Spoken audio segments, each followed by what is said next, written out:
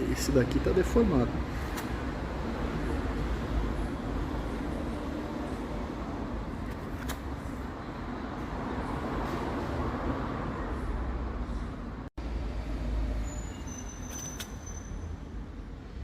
Aqui o que faz o pneu trepidar. Olha a deformação que ele tem aqui.